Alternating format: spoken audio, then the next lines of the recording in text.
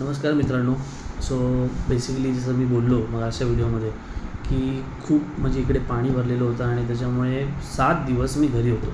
कारण की ऑफिसेस चालू नव्हते, पाणी भरत असल्यामुळे ऑफिस एरियामध्ये पण पूर्ण पाणी भरलेलं होतं. सगळीकडेच पाणी भरलेलं होतं. त्याला काय ऑप्शन नाही, काय करू शकत नाही, कारण की पाऊस खूप पडला होता.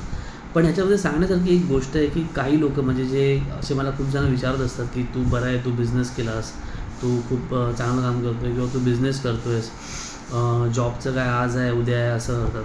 पण ह्याच्यामध्ये एक सर्वात महत्त्वाची गोष्ट आहे, तुम्ही जेव्हा बिझनेस करताना तुम्हाला असे काही विषय असतात जे आता समजा हा पाऊस आहे, जसं ह्या महिन्यात हे 7 दिवस गेले. आता हे गेल्या महिन्यात जसं एक अधिक मास होता, त्या टायमाला कोण मोस्टली नवीन काम करत नव्हतं.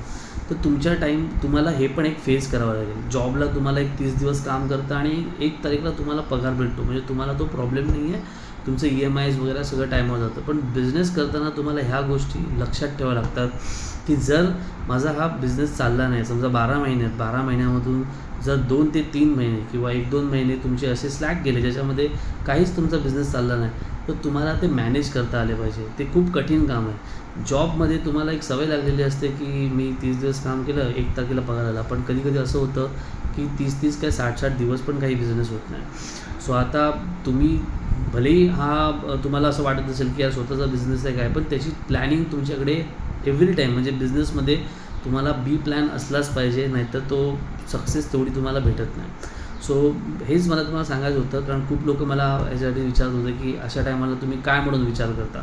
सो आम्ही हाच विचार करतो, की आज नाही होत आहे, उद्या आपण नक्की करू. पण ह्याच्यासाठी बॅकअप प्लॅन आपल्याला हमेशा रेडी ठेवावा लागतो.